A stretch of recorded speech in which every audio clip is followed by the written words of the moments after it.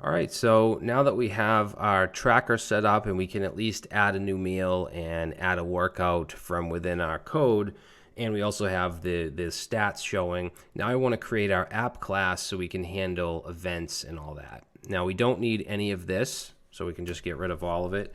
And then we're going to create a new class called app. And in here we're going to have a constructor. And what we're going to do is set the tracker to a property in the constructor. So we'll say this dot underscore tracker and set that to new. So we're going to instantiate a new calorie tracker object. So then in any of the methods that we need to access the tracker, we can say this dot underscore tracker dot, and then any of the public methods like add meal and add workout. So the constructor is also where we're going to put all of our event listeners. And the first thing I want to do is create a new meal. And I just want to show you the diagram real quick, because here I have a method called new item. And ultimately, that's what we want to call to create either a new meal or a new workout. But for now, we're going to have two separate methods, new meal and new workout, just to make it easier, because this new item is a little more advanced, so I just want to take it step by step. So for now, we're going to have a method called underscore new meal. All right, now we want to call this when we submit the form here. If we add a meal item with calories and we click the button, we submit the form, we want to fire this function off, this method. So let's put an event listener in here. We'll say document.getElement by ID. We're going to get the mail form. So the ID is mail form. And then let's add an event listener. We're going to listen for, let's close this up. We're going to listen for a submit. And when that happens, we want to call this dot underscore new meal. Now, as we talked about a few videos back, when we call a method inside of a callback like this, it's called as a regular function, meaning that the this keyword is going to be the window object. In fact, I can go ahead and show you that. So let's just pass in our event object here and say e.prevent default, since this is a submit event. And then I'm just going to console log this keyword. So let's go ahead and save that. Now, this isn't going to work just yet because we do have to initialize our app, and that this is really the only thing we have to do to kick off our entire application. We can just say const app equals new app, which will run the constructor, and then everything basically happens from there. So let's save that. Let's come down here and let's just put whatever in here. Okay, I submitted it. Let's look at the console. And I'm sorry, it's not the window object. If it's on an event listener, this is going to be the element that the event is on.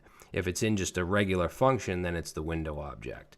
Now, obviously, we want this to pertain to this, right? The new app that we initialize. So what we can do is just use bind. So over here, when we have our callback, we can say dot bind and then pass in this. And now if we do the same thing and just add something here,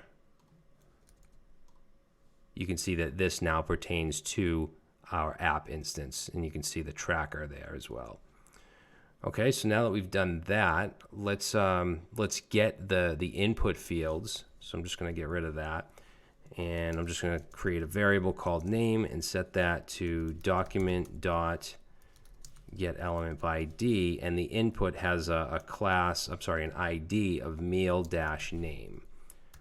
And then we also want the calories, so it has meal.calories. And we'll call this calories. Okay. Now we could set these variables to dot value like that, because that's ultimately how we get an input value, but I don't really like to do that. I like to just have the variables to the element itself and then just add on dot value where we need it, but it's up to you. So let's do just a little bit of validation. So validate inputs. We just want to make sure that they're there. So let's have an if statement. We'll say if name dot, remember here we have to use dot value. If that is equal to nothing or if calories is equal to nothing, sorry, calories dot value, then let's just do an alert, and we'll say, please fill in all fields. And then we just want to return. Okay, so if I come over here and I try to submit without putting anything in, I should get an alert. So the next thing I want to do is create a new meal. And we've already done this. We did it in the global scope, but now we're going to do it within this method. So let's say const meal and set that to, let's say, new meal. And we're going to pass in here the name dot value, because remember the meal class takes in a name and calories. So calories dot value. And then we need to use the tracker and call the add meal method. So we'll say this dot underscore tracker, and we want to call add meal, which is a public method. And we want to pass in here the meal that we just created. Okay, then I just want to clear the form, so we'll say name dot value and set that to nothing. And we'll do the same with calories dot value. So let's try that out. Now, obviously, it's not going to get added to the DOM. We're not doing that just yet, but we should see it reflect in the stats up here, right? We should see it get added to calories consumed, because when we do that in the tracker, it calls render, which then calls all of these. So display calorie consumed will basically update the UI. So let's try it out. We'll say add meal and say lunch. Okay, so you see the progress bar went up. Now, this right here, it still has a 0. That's because when we submitted the calories, it comes in as a string. So we want to make sure that we make that a number. So where we create the new meal, where we pass in calories.value, that's a string, but I can just add a plus sign to make it a number. You can also use parse int, or you can use the number constructor, but this is the easiest way. It's the way I like to do it. All right, so let's try it again. And obviously none of this is going to stick because we're not using local storage yet, but we'll do that later on. So let's try that again, add meal, and now there's no 0 in front of this, because before it was just basically concatenating it as a string. So 555 is the gain, right? We gained 555 calories that was consumed, and then we have this remaining because our limit is 2,000, and then this progress bar fills up to where it needs to. All right, and if I add another, say dinner, and let's do 800 and add, and everything factors in up here. All right, cool. So we want to do the same with workouts. So what I'm going to do is just copy all this, and we're going to have a new workout. So let's go right under new meal, and we'll change this to new workout. Now a lot of this stuff can stay the same, and that's why later on we're going to refactor this to just be a new item. What we do want to change is this right here. Obviously we're creating a workout, so we'll say workout equals new workout, and it's going to take in same thing, name value, and then we're going to call add workout from the tracker and pass in our workout object, and that should do it. Why am I getting,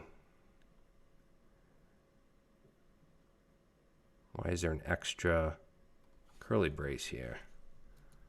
Okay, I'm not sure why that happened. Now I'm going to come back up here and add a new event listener. So let's just copy this, and now we want to grab the workout form, and let's say new workout. Okay, so now if I come, let's add a meal first.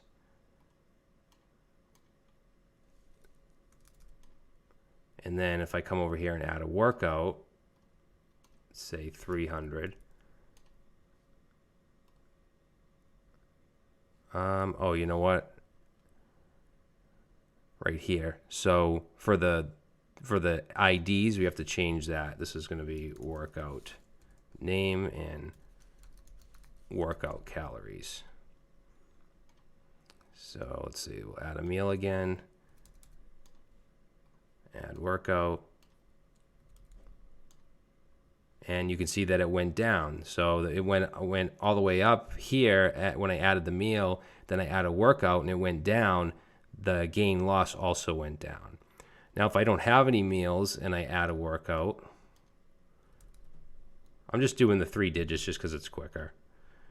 So if I do that, then I have a negative, right? It's a loss, and nothing's going to happen in the progress bar. And now we actually have extra calories remaining if we want to stick to that 2,000 calories. Now, the last thing I want to do is close these bootstrap collapse items, the form here, after we submit. Because right now they're staying open, right? If I submit, this stays open. So to do that, I had to look in the bootstrap documentation, but it's pretty easy. We can just come down here and we're going to create a variable called collapse. This is meal, right? Yeah, so let's say collapse meal, and let's set that to document.getElementById and the ID of collapse dash meal. All right, because if we look in our HTML, let's see. So right here, the form is wrapped in this ID of collapse meal, and then we also have collapse workout. So we're going to grab that, and then we have to create another variable here. We're going to say BS, so bootstrap collapse, and we set that to new bootstrap dot collapse, and we have access to this because we're including the bootstrap JavaScript file, and then we can pass in our collapse meal, and we want to pass in an object with a value of toggle and set that to true. So that's how we can close it up. And then we want to do the same thing in the new workout. So we'll come down here, paste that in, and let's just change this to workout. I want to change this and this to workout as well. All right, so now when we submit, now everything happens how it's supposed to, and this also gets closed. We do this, it closes up. Okay, so our UI is working smoothly. Now, I think before we move on, in the next video, we'll go ahead and do our refactor to just have a new item, because we're kind of repeating ourselves here, right? The new meal and new workout are very similar. There's just a couple differences. So in the next video, we'll go ahead and combine these into a single method.